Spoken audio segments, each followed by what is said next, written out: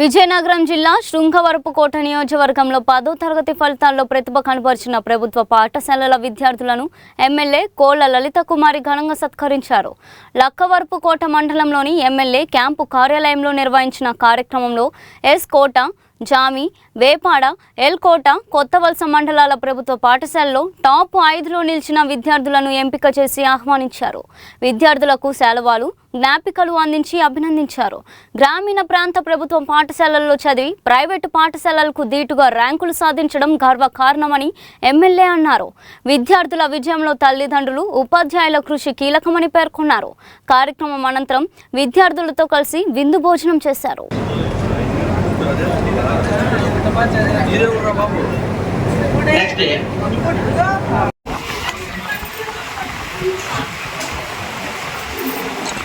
Next PS VL Ashwini NPHS Kothavalasa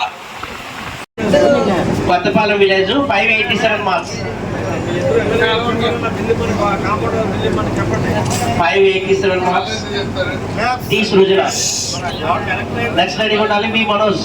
విశాఖపట్నంలోనే వీళ్ళ ఉద్యోగాలు వచ్చే పరిస్థితులు అయితే ఇప్పుడు కనబడుతున్నాయి. ఎందుకంటే ఐటీ సెక్టార్ని విశాఖపట్నంలో విస్తరించుతున్నారు చాలా భారీ స్థాయిలో.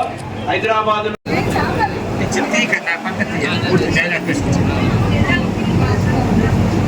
మీరు మళ్ళీ డాక్టర్ సీట్లో, ఐఐటీ సీట్లు సాధిస్తే మళ్ళీ ఎమ్మెల్యే గారు మిమ్మల్ని పిలుస్తారు.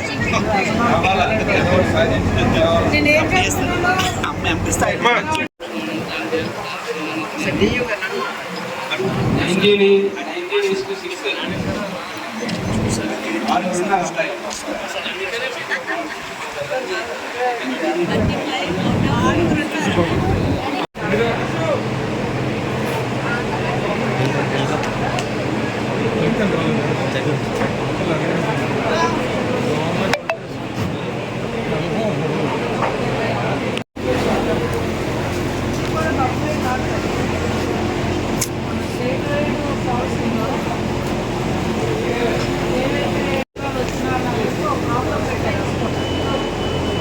6 నాణ్యమైన భోజనము, సన్న బియ్యంతో మంచి భోజనము, చక్కని విద్య.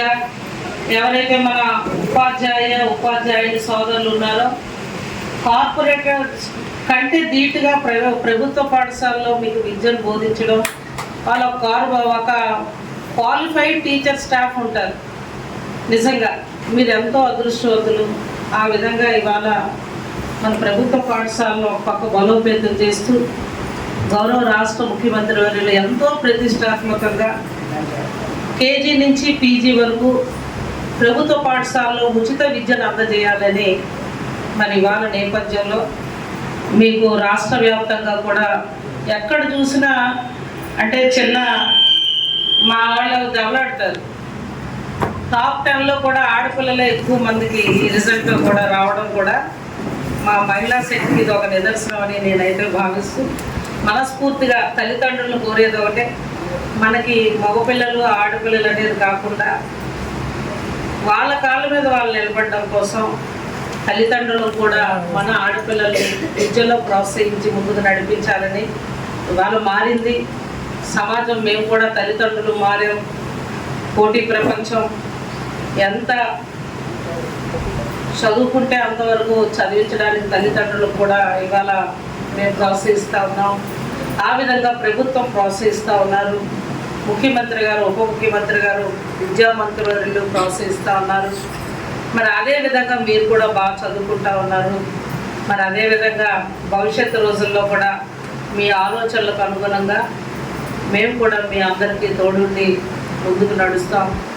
ఏదైతే మళ్ళా త్వరలో ట్రిపుల్ సీట్లు కానీ మీరు ఎక్కడైతే చదువుకోబోతూ ఉన్నారో వాళ్ళకి మా వంతు సహాయ సహకారాలు కూడా మీకు అందజేస్తామని మరొకసారి మీ అందరికీ ఇంజనీరింగా, లేకపోతే మెడిసినా, లేకపోతే ఒక చార్టెడ్ అకౌంటెంటా, మీరు కూడా స్టార్టింగే మన పునాది ఇంటర్మీడియట్.